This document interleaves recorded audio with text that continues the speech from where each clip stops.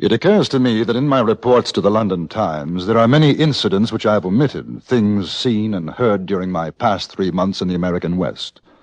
Here, then, some random notes.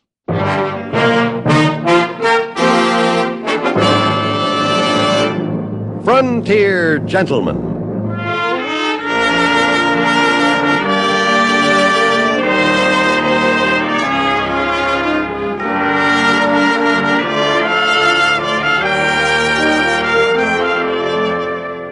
Herewith an Englishman's account of life and death in the West. As a reporter for the London Times, he writes his colorful and unusual stories. But as a man with a gun, he lives and becomes a part of the violent years in the new territories. Now, starring John Dehner, this is the story of J.B. Kendall, Frontier Gentleman.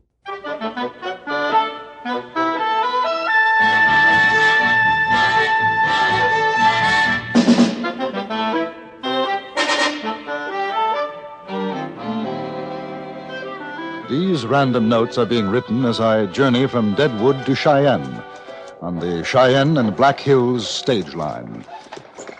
I recall an incident in the Montana Territory town of Helena. A tall gentleman in high hat, black broadcloth frock coat, a dirty shirt with a torn paper collar, and the most singularly unpressed pair of nankeen trousers. He stood outside a saloon with a small case of bottles set before him. Yes, sir. Yes, About a dozen sir. men and women were crowded around, and a small magic, you yellow ask? No, dog say I, slumbering not at his magic. feet. Pollux Original Mameluke Liniment, a sovereign remedy for man and beast. It is confidently recommended to the afflicted as an infallible remedy for the following diseases to wit: burns, cramps, pains in the joints, sore throat, frosted feet, rheumatism, spinal complaints, lumbago, old sores, cuts, bruises, swelling, sprains, pains in the back or side, headache, cutaneous affections, ague, cake, bites of insects or reptiles, salt rheum, mange, crack hands, tetanus, dysentery, cholera morbus, and cholera. What about the heaves, mister? The heaves, you ask? And in this bottle, the answer to your question, sir. Pollux syrup of sassafras, a cure, nature's noblest remedy for heaves, consumption, bronchitis, croup or hives, colds, coughs, asthma, hoarseness, difficulty of breathing, purifying the blood, whooping cough, and a dozen ailments too horrible to mention in a public street. To any of you afflicted with any of the diseases I have mentioned, or some that I have not, don't delay. Get your bottle of Pollux compound of syrup of sassafras, for it is certain to give more relief in a short time than all the sarsaparillas and other compounds the stomach could bear. Ladies and gentlemen, it costs only 25 cents for one bottle, or as an added inducement for your health, Pollux Original Mameluke Liniment and a bottle of Pollux syrup of sassafras, both for the small sum of 40 cents. Think of the dollars and suffering you will save by this miraculous movement.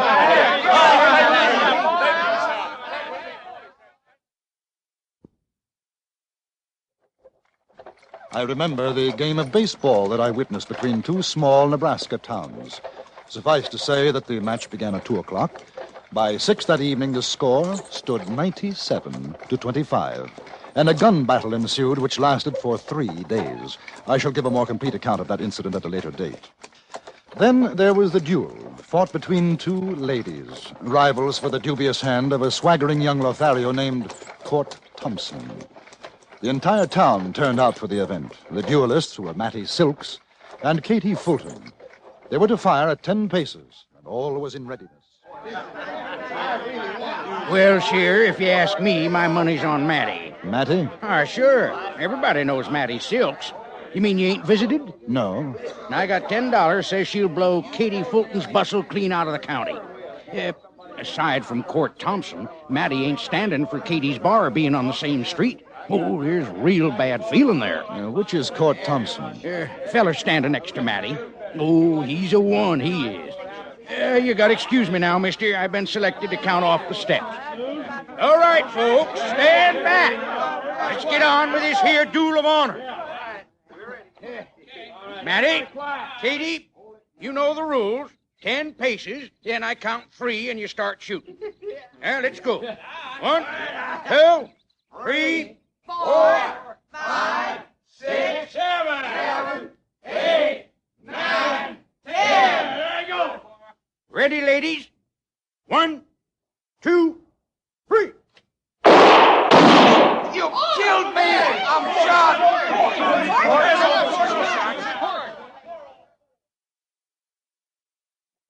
It was Katie Fulton's shot that missed Mattie Silks and hit Court Thompson. Some said she'd done it purposely, others argued that it was an accident. At any rate, Mattie took the wounded Don Juan home. And as far as I know, their love burgeoned from that moment on. I must find time to send a more detailed report on Mattie Silks. She's quite an extraordinary woman. Then I think of an old man, a miner I met in Fort Benton. His name was Shorthorn Tom.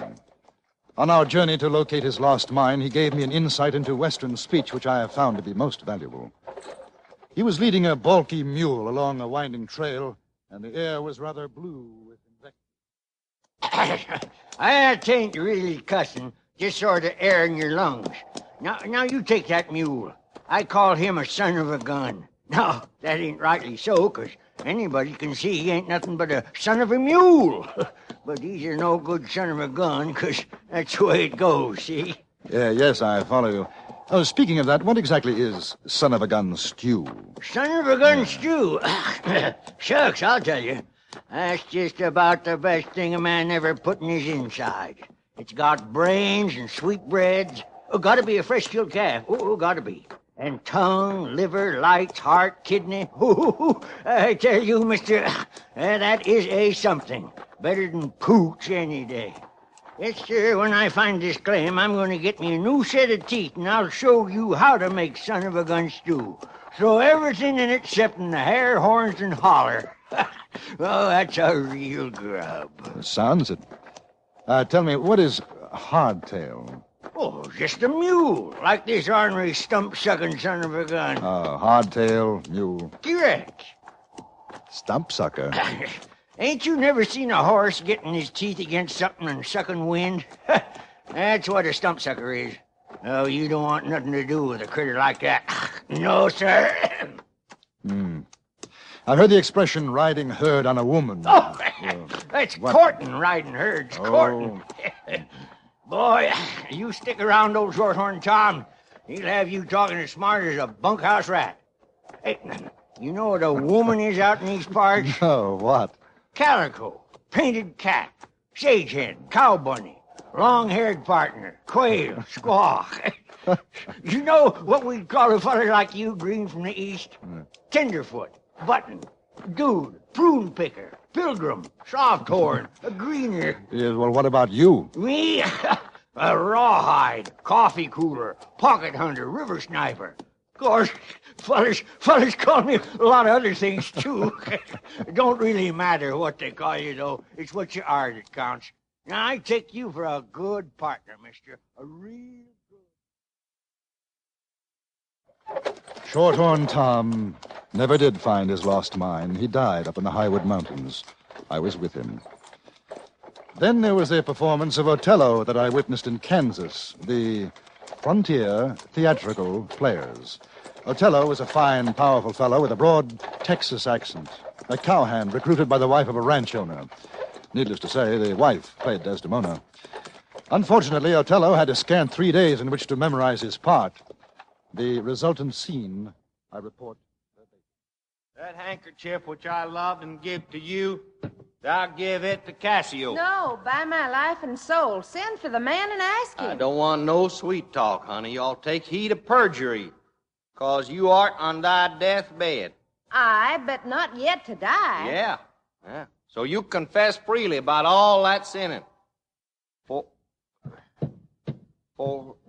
to deny each article. For to deny each article with oath, cannot remove or choke.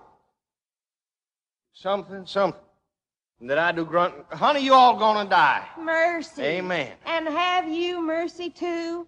I never did offend you in my life. Never loved Cassio, but with such general warranty of heaven as I might love. I never gave him token. Look, I saw you. You know, the handkerchief. Everything. He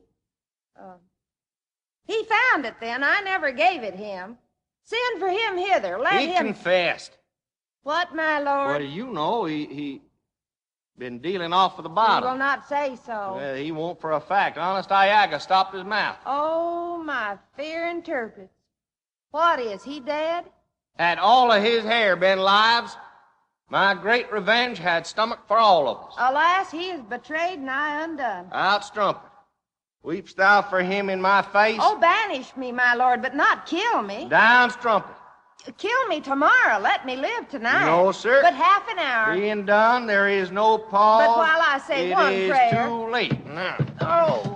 You take your hands off Miss Boone, Sam, or I'm coming up there and rip the hide off.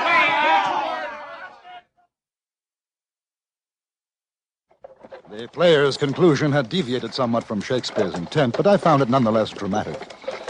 I've often wondered whether the Texas Othello continued his thespian career. He could have made a fortune in London. Speaking of fortunes reminds me of an extraordinary thing that happened in Montana Territory. As soon as we reach the next stage station, I'll jot it down.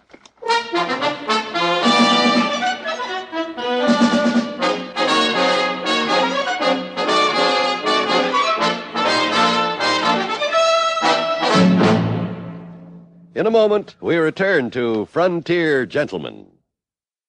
A man sets an elaborate scheme in motion. He plans it so well that it can't be stopped.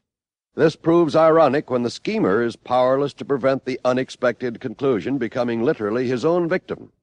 Hear John Lund in today's startling CBS radio drama of Suspense.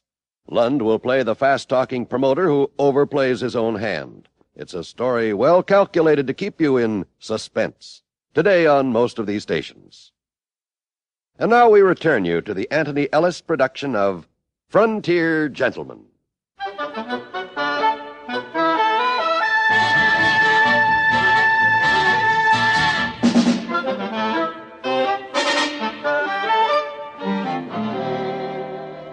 The rocketing coach of the Cheyenne and Black Hills stage line had crossed into Wyoming territory. There seems no end to this incredible land of the American West. As the dark hills to the north and east fall away, the land becomes more rolling. I mention an event in Montana Territory that happened to a Chinese gentleman named Li Chao. He was a well-educated man, scrupulously honest, and ran a general supply store in Helena. During the few days of my visit, I enjoyed several cups of tea and one or two chess games with him. I remember that one afternoon he seemed quite excited. His hand shook as he poured. This is a momentous day for me, my friend, Kendall. Oh? You are the first to know. I am now an owner of a mine. No. Yes, here, let me show you.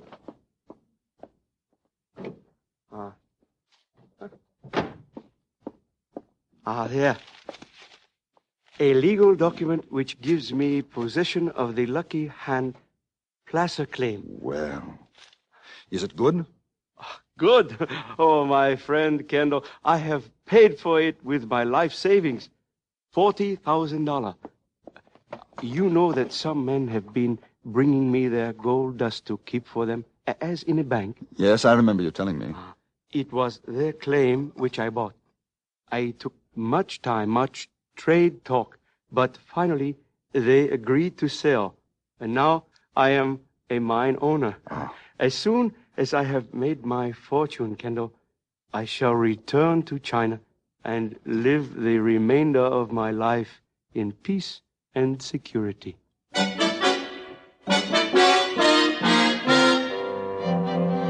Li Chao was evidently the last, or next to last man in Helena to find out what had happened. I heard it 3 days later from the barber who was shaving me. Why, man, it's the biggest joke in Helena since old man Hornsby strung up that mule for kicking his wife. You mean you ain't heard? No, I really haven't. well, there's a Chinese gent along the street, Li Chao. I know him. You know he bought himself a mine? Yes, I know. You know it's salted? Salted? Yes. He paid $40,000 for a salted mine. What the boys done was to take him a bag of gold dust every day to hold for them. Lee figures they got a whopper claim. He wants to buy in partners. No, sir, says they. Then when Lee's prime real good, the boys figures how they done enough work and they're ready to sell out. Lee Chow buys for $40,000. The fellas take their dust and vamoose, leaving Lee Chow with a deed to a vegetable farm. That's all it's good for. Hey, hold your head still, mister. I don't want to slash it. Does he know yet? If he don't, he's the only man in hell and ain't. What about the men who sold the claim to him? Well, last I heard, they was headed for California.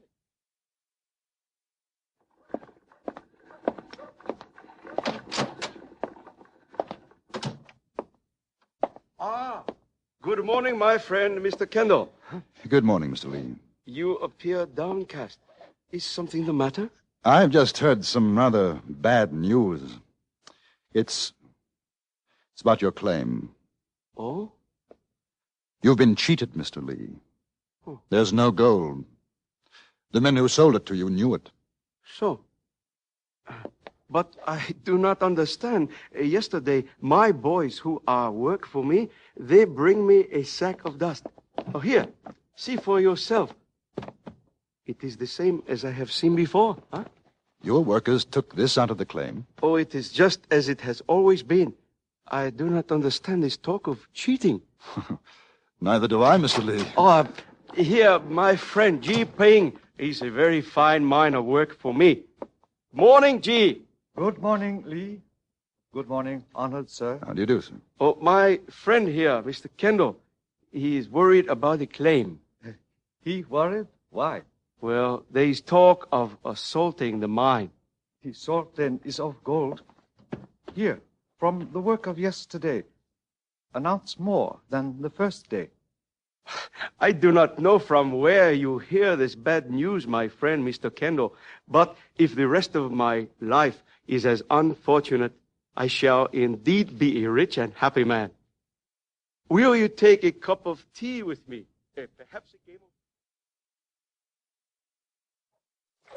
A day or so later, I left Helena and didn't return for about 3 weeks. Then it was only to spend an hour or so arranging for transportation to Fort Benton. I went to the store of Mr. Lee Chow and found to my surprise that it was closed. I walked to the barber shop and over a hair trimming learned what had happened during my absence. Lee Chow. Mister, you whisper that name around these parts. Say, ain't I seen you before? Yes, I came in for a shave a few weeks ago. Never forget a face. Well, what about Lee Chow? Oh, he's gone. China, they say. Well, what happened? Well, he sold that claim of his. Oh, well, I'm glad to hear it. Well, maybe you are, but there's a passel of fellas around here who ain't. You know what that son of a gun did? What? Salted his mine. But ain't that something? Everybody figuring Lee Chow an honest man, and he salts a mine. It shows you. How? I mean, I thought the claim had turned out to be good. What do you call it, a bonanza? That's what everybody thought. Well? You know what he was doing? Every day he had one of his coolies bringing a sack of dust. Made sure people saw it. After a while, fellas began figuring that Lee really had struck pay dirt. Couple of them went in to see Lee. He showed them a sack of dust. Yes, well, he showed it to me. Well, sure he did. And he had one other sack. That's all he had. One he kept in the store, the other he give back to the coolie who'll bring it in the next day. It ain't nothing to laugh at, mister. You know what he done? No, I haven't any idea. Well, he sold that worthless bit of ground for $100,000. Yes, sir, $100,000. Then he skips off to China. Biggest swindle I ever seen in the territory. Fellas who bought it found out the next day. Ain't enough dust in the claim to cover a flea, but it was too late then. I have thought of the outlaw Dick Gillis and the interview I had with him in Virginia City. He had been convicted of holding up a stage and the murder of 2 men. I only spent 5 minutes with him, but I learned a great deal. We talked in his cell, the marshal sitting outside at his desk, keeping a watchful eye on us. Gillis was quite proud to be the subject of an English newspaperman's report. Perhaps he colored his life for that reason. His language was, to say the least, unusual, and so were some of his thoughts. I'm 36. 36 years out of a mother's arms I never knew. She went up Salt River when I was born. Savvy? My pa, he were wicked old so-and-so, used to beat the tar out of me. I run away from home when I was 10. Where did you go? Nebraska, Kansas, Colorado. I've been all over. I've seen more than most men see in 5 lifetimes. Less than I wish I had. What made you start this, being an outlaw? Man, don't start, mister. Shucks, I was born outlaw. Did my first killing when I was 10. Shot me my pa's horse. That's how come I run away. Why did you shoot his horse? I don't know. 'Cause I guess the old varmint cared more for horse flesh than he did for his son. I sure hated that critter. If I hadn't killed the horse, I'd have killed the old man, that's for sure. How many men have you killed? Fair fight, 2. It don't matter telling it now, 'cause I'm going to hang anyways. 7. 7 I killed in hate, for killing's sake. Do you have a girl? I got a wife. I ain't seen her for 3 years now. As a kid, too, but I never did go back. I guess it's how they'll manage along. You know, a man like me oughtn't to take up with a wife, nor kids. There's something all fired wrong. Wrong? A fella like me. I know I done bad. I know I'm going to hang. There ain't no one going to sorrow. Kind of wish that weren't so. What do you think? I know what you mean. If I had me a .44, I'd shoot my way out of here. I'd head me for the hills and live, you know? It's funny how quick a man forgets the smell of grass and sage. I should have been one of them poet fellas. I knew Jack Crawford once. You ever meet up with him? No. When you think of hanging... I sure never figured that when I was a kid. Not when you're walking around straight up. You sure don't think of that. I'll tell you something. I got me a feeling inside. Oh, yeah, twisted. Looped up like it. I'd like to ask you a favor, mister. What is it? You write what I'm telling you in that English paper of yours. You say maybe somebody sorrowed when I got my neck broke, huh? Make it up maybe like my wife or my kid heard and they sorrowed. I will. Day comes when a man gets to be alone. Ain't nothing more to look at except what's inside. I sure hadn't ought to kill that horse, you know?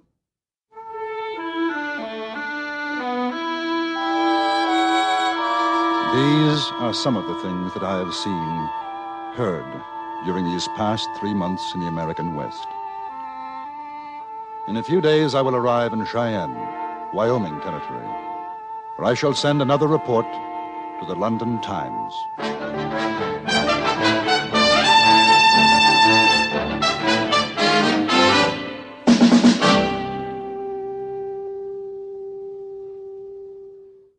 Frontier Gentleman was written, produced, and directed by Anthony Ellis and stars John Daner as J.B. Kendall. Featured in the cast were Virginia Gregg, Jack Moyles, Peter Leeds, Vic Perrin, Joseph Kearns, Jack Crucian, and Winston Ross. Music was composed and conducted by Wilbur Hatch.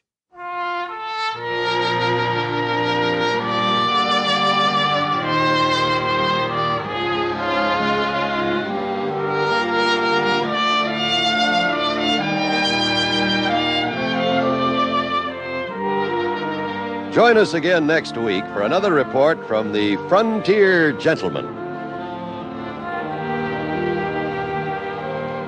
John Wall speaking. This is the CBS Radio Network.